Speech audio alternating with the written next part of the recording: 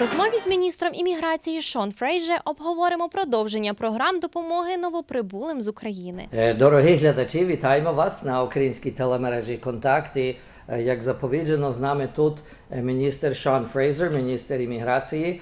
Sean, that was introducing you. Minister, thank you very much for being with us today.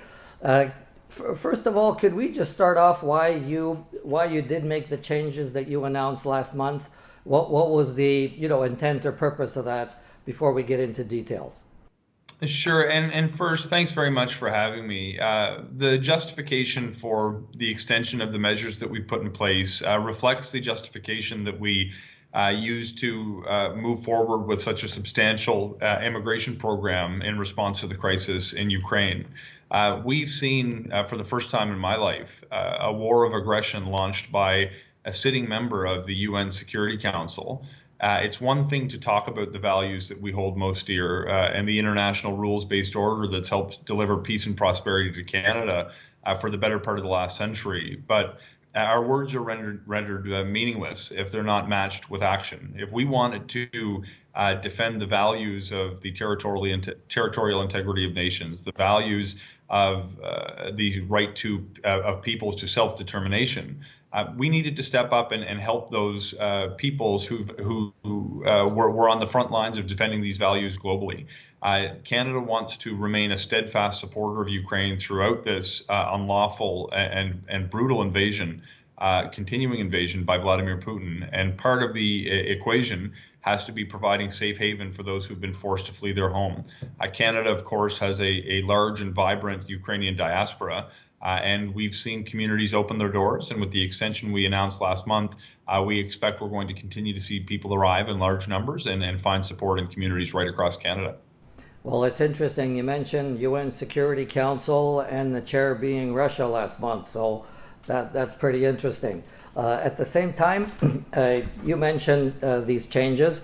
We have three significant dates that you had pointed out. We have July 15th, we have March 31st, 2024, and then we have March 31st, 2025.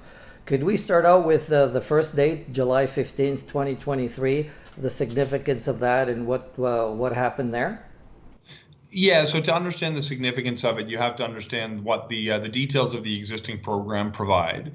So individuals who are applying to come to Canada from Ukraine, if you are a Ukrainian national, can be eligible for the Canada-Ukraine authorization for emergency travel. That's the program we've created that allows people to come here and to work or to study so that people can support themselves for up to 3 years. And it's open to Ukrainian nationals and their families.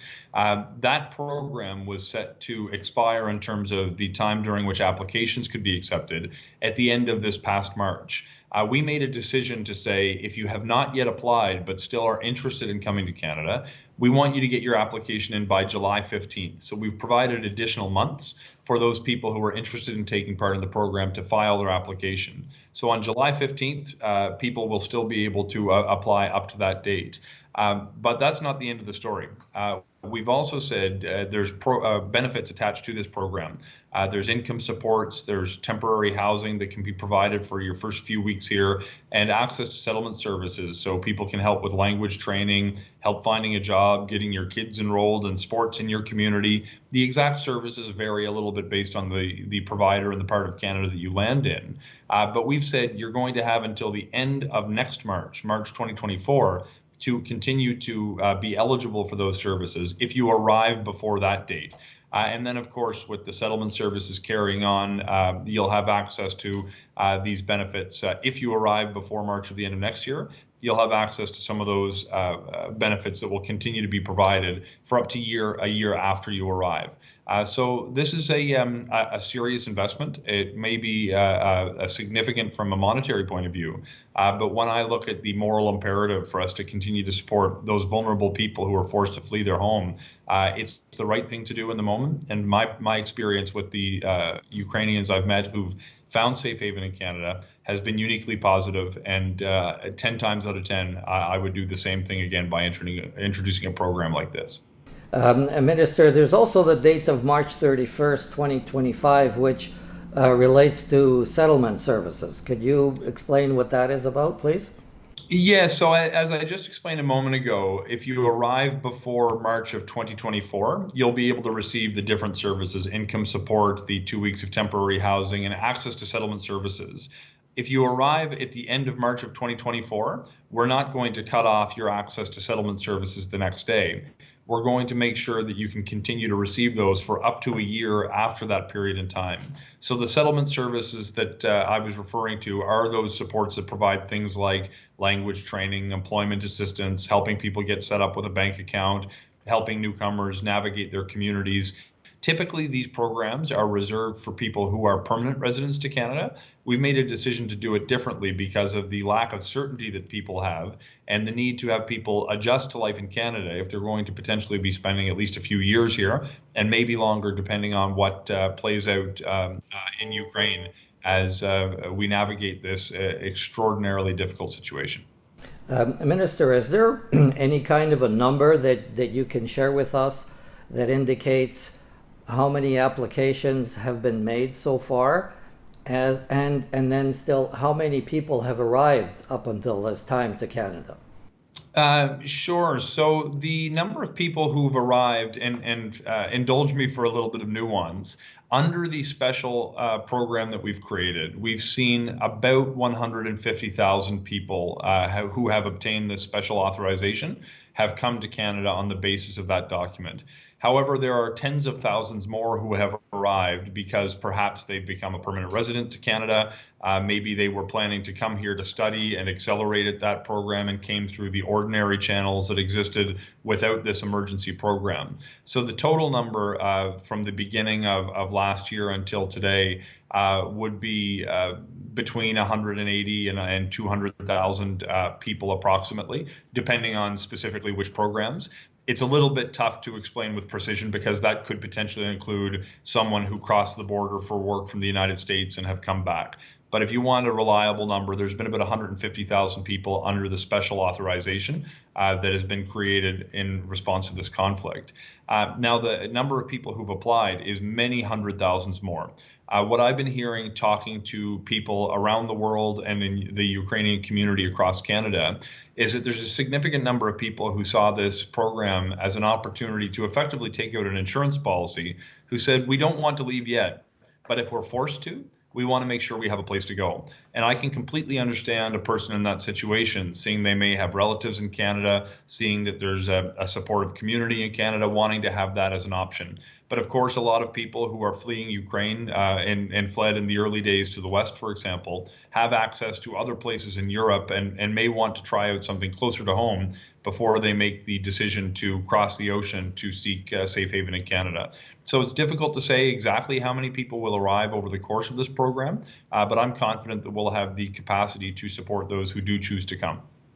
Now, Minister, you have these programs in place that you've mentioned and that you've extended. Do you have any recording or any understanding of the impact that your plans are having or your programs are having so far? Look, you can feel the impact when you speak to a young family who's moved to rural Nova Scotia, who is not living in a war zone. My parents have had two separate families stay with them in Nova Scotia. I've seen people right across this country who are coming here and are determined to support themselves. I've actually visited a Canadian employer who's manufacturing some of the military equipment that is being sent to Ukraine. And they've actually been hiring a number of Ukrainians who have the skills they need to build the materials, knowing that that's their way to contribute to the war effort on the front lines. The impact is difficult to identify in a quantifiable way when you're looking at the opportunities to have make a contribution on the front lines of the war. Of course, in addition to our immigration measures, there's been a substantial contribution of military equipment. But one of the things that we wanted to ensure was that the capacity of Ukraine's neighbors in Europe did not serve as a barrier to continue to have their goodwill extended to help Ukraine win this war.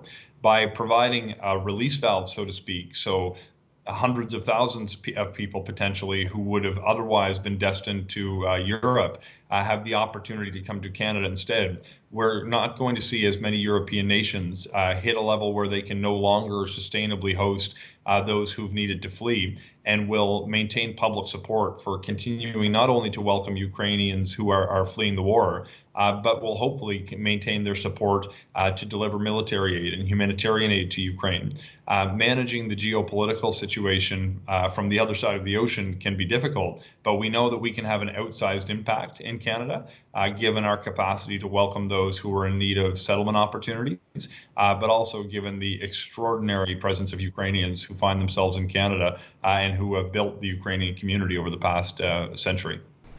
Well, Minister Fraser, thank you very much for being with us today, and thank you very much not only for your ministerial but also personal help and support for everybody that's coming here now to Canada. Thank you very, very much. The pleasure is mine. Slava Ukraini. Героям слава.